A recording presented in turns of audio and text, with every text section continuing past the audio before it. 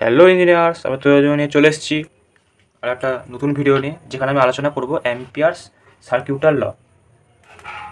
এবার অ্যাম্পিয়ার সার্কিউটার ল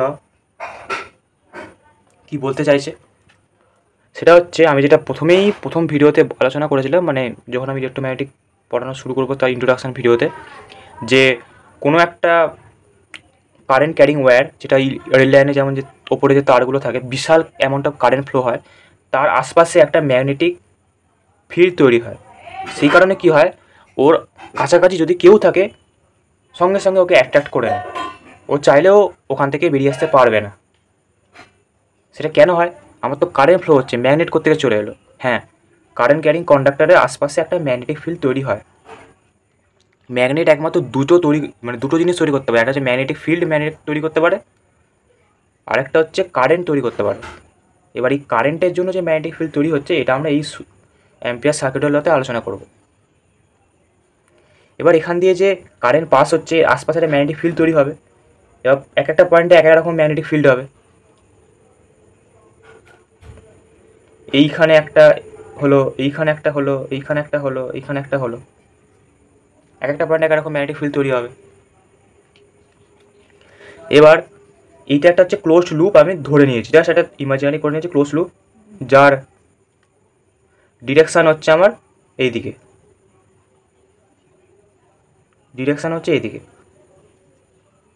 এবার এই যে ডিরেকশানটা আছে, এই ডিরেকশান বরাবর যদি আমি আঙুলটাকে ঘোরাই, তাহলে এই বুড়ো আঙুলটা কোন দিকে হচ্ছে? ওপরের দিকে। এই ডিরেকশান বরাবর যদি আঙুলটাকে ঘোরাই, তাহলে ডিরেকশানটা হচ্ছে ওপরের দিকে। সেই কারণেই এই কারেন্টের ডিরেকশানটা ওপরের দিকে। এটাকে আমরা পজিটিভ ধরব, পজিটিভ কারেন্ট। কেন পজিটিভ কারেন্টের কথা আসছে এবার বলছি। এবার হতেই পারে এমন একটা ওয়্যার আছে যেখানে কারেন্ট নিচের দিকে ফ্লো হচ্ছে, সেটা হবে নেগেটিভ কারেন্ট। মানে সেটাকে আমি নেগেটিভ ধরবো। এটা যদি I1 হয় আর এটা যদি I2 হয়, তাহলে I1টা হবে পজিটিভ আর I2টা হবে নেগেটিভ। হলো। এবার আমি I2টাকে এখন ধরছি না, I1টাকে ধরছি, যেটাকে আমি I বলবো। এবার এই যে কারেন্টটা ফ্লো হচ্ছে, ওর আশপাশে একটা ম্যাগনেটিক ফিল্ড তৈরি হবে। এই পয়েন্টে একটা, এই পয়েন্টে একটা, এই পয়েন্টে একটা। এবার যেহেতু লুপ, সেই কারণে কিছু কিছু ছোটো ছোটো পার্ট আমি ধরে নিয়েছি লুপের ওপর, ডিএল ধরছি ওটাকে। মানে পুরো লেন্থটা এল, ছোটো একটা পার্ট ডিএল। এরকমভাবে এটাও ডিএল, এটাও ডিএল, এটাও ডিএল, এটাও ডিএল। এই ছোটো ছোটো যে পার্টগুলো, সেগুলো হচ্ছে ডিএল। এবার এই ছোটো ছোটো পার্টে ম্যাগনেটিক ফিল্ডও আছে। এখানে এখানে একটা ম্যাগনেটিক ফিল্ড আছে, এখানে একটা ম্যাগনেটিক ফিল্ড, এখানে একটা ম্যাগনেটিক ফিল্ড। এরকমভাবে একটা জায়গায় এরকম ম্যাগনেটিক ফিল্ড আছে। আর যদি আমি পুরো ক্লোজ লুপেতে ম্যাগনেটিক ফিল্ড ক্যালকুলেট করতে চাই, তাহলে কী হবে? এখানে আমি ধরে যদি বি, ম্যাগনেটিক ফিল্ড হচ্ছে বি, এরকমভাবে সবগুলো জায়গাতে বি আছে। তাহলে যেহেতু লুপ, ক্লোজ লুপ মানে একটা লেন্থ আছে, সেটা যদি ধরি এল হয়, এবার তারই ছোটো ছোটো অংশ ডিএল, তাহলে কী হবে? বি এলো ম্যাগনেটিক ফিল্ড কোন অংশের? এই ছোটো ডিএলটার, ডট ডিএল হলো। এটা হচ্ছে এই ছোটো পার্টের ম্যাগনেটিক ফিল্ড ক্যালকুলেট করলাম। এবার আমার তো পুরো লুপটার দরকার, তাহলে আমি ইন্টিগ্রেট করব, লাইন ইন্টিগ্রাল করব, কারণ লাইনটার পুরো চাই এবং সেটা ক্লোজড লুপ, সেই কারণে এরকম। তাহলে বোঝা গেল এই অংশের বি, বি ডট ডিএল। আমি এবার পুরো লুপটার ক্যালকুলেট করতে হবে, ইন্টিগ্রেট, লাইনের করব এল, ক্লোজড লুপ, এইটা। তাহলে বোঝা গেল বি ডট ডিএল আমার হলো equal to mu naught I. এবার আইটা হচ্ছে এনক্লোজড বাই দ্যাট লুপ, মানে হচ্ছে এই লুপের ইনসাইডে কতটা কারেন্ট থাকবে সেটা, মানে total current inside the loop. এই যে লুপটা আছে, এর ইনসাইডে কতটা কারেন্ট আছে, সেইটা হচ্ছে আই এনক্লোজড। তাহলে লটা কি বলতে চাইছে? এই আইটা হচ্ছে আই এনক্লোজড।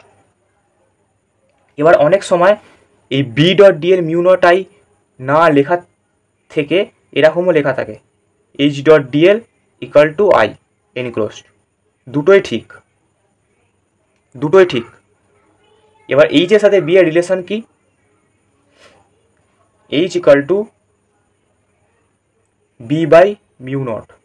এইচটা হচ্ছে ম্যাগনেটিক ফিল্ড ইন্টেন্সিটি, বিটা হচ্ছে ম্যাগনেটিক ফিল্ড, আর মিউ নটটা হচ্ছে free space magnetic permeability. Magnetic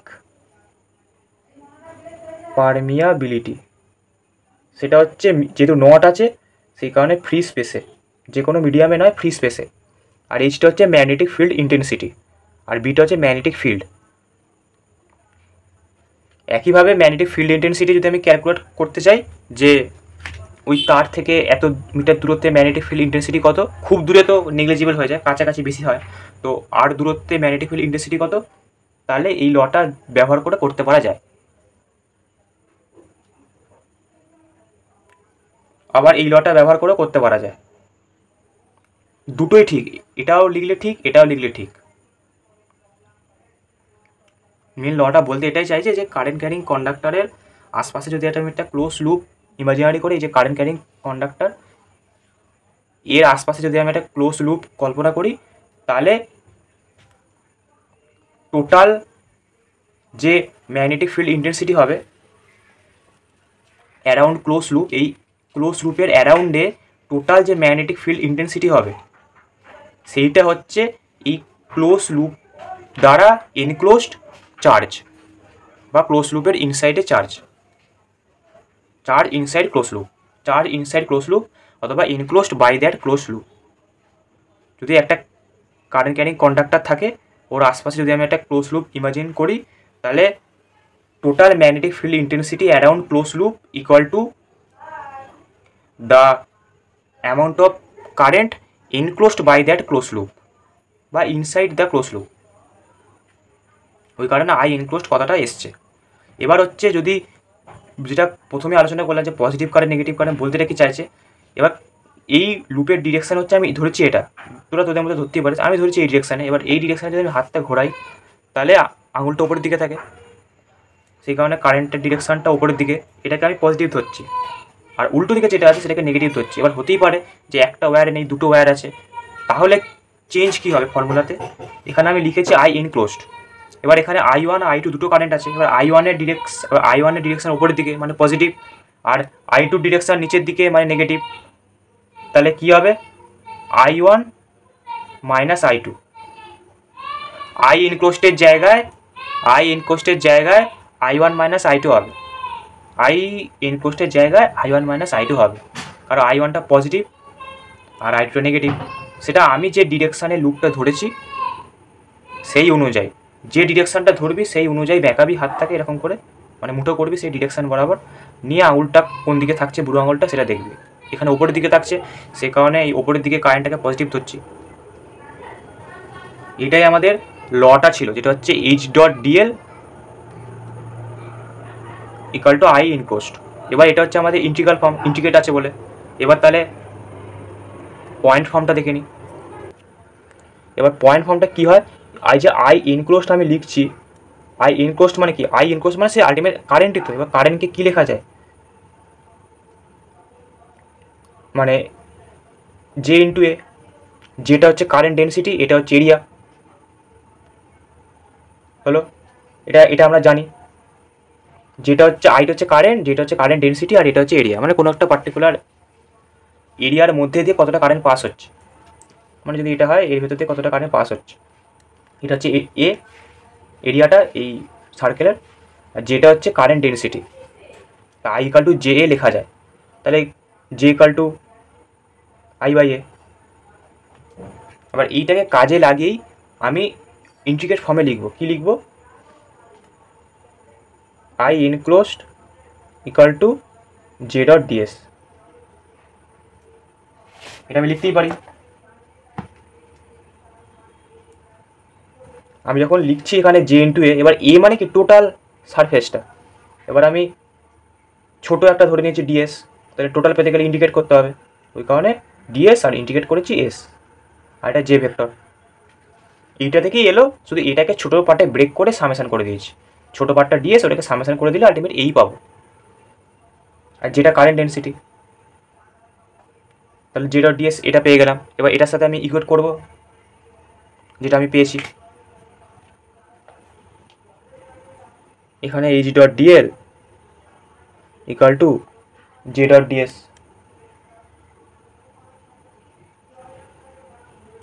হলো। এবার এখানে ডিএল আছে মানে লাইন ইন্টিগ্রাল, আর এখানে ডিএস মানে সারফেস ইন্টিগ্রাল। এবার আমাকে দুদিকেই সারফেস ইন্টিগ্রাল না নিয়ে এলে আমি ইকুয়েট করতে পারি না। তাহলে এখানে লাইন ইন্টিগ্রাল আছে, এখানে সারফেস ইন্টিগ্রাল আছে, তাহলে আমাকে সারফেস ইন্টিগ্রাল এটাকে নিয়ে যেতে হবে, তবে আমি ইকুয়েট করতে পারবো। সবসময় রাইট সাইডে যেটা থাকবে সেইটাতে কনভার্ট করবো। রাইট সাইডে ডিএস আছে, তাহলে ডিএলটাকে ডিএসে কনভার্ট করবো। তাহলে লাইন ইন্টিগ্রাল থেকে সারফেস ইন্টিগ্রালে কীভাবে কনভার্ট করতে হয় আমরা স্টোকস থিওরেম পড়েছি। স্টোকস থিওরেমে কী করতে হয়, ডিএলের আগে যেটা থাকবে তার কার্ল করে দেবো।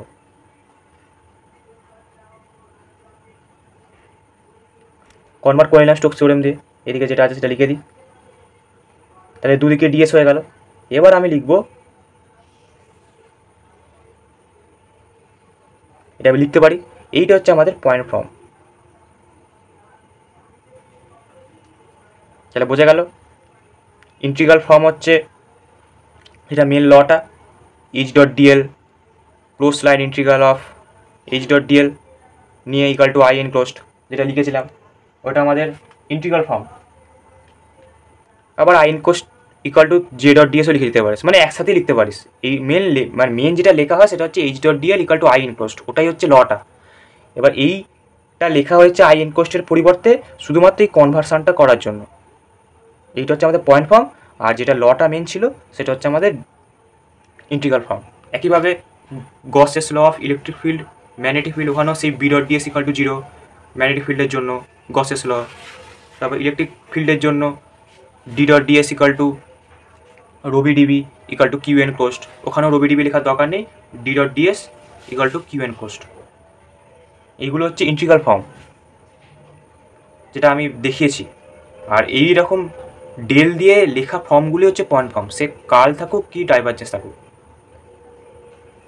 তাহলে কনভার্সানটা কী করে করলাম বোঝা গেল। এখানে আই ছিল আই এনক্লোজড, এবার I equal to J A লেখা যায়। জে মানে হচ্ছে আই মানে কারেন্ট, জে মানে কারেন্ট ডেন্সিটি, আর এ মানে হচ্ছে এরিয়া, ওই সারফেসটা যার মধ্যে দিয়ে কারেন্টে অ্যামাউন্ট বার করছে।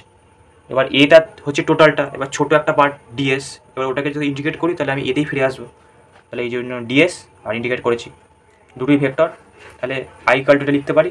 এবার এখানে সারফেস আছে, এখানে লাইন আছে, ইকুয়েট করা যাবে না, তাহলে আমাকে সবসময় ডান দিকে যেটা থাকবে সেটাতে কনভার্ট করতে হবে। তাহলে লাইনটাকে আমি সারফেসে কনভার্ট করলাম, কীভাবে করবো স্টোকস থিওরেম দিয়ে হয়ে গেল। তাহলে আশা করি বোঝা গেছে। এরপর মডিফাইড অ্যাম্পিয়ার্স আলোচনা করবো নেক্সট ভিডিওতে। Bye bye.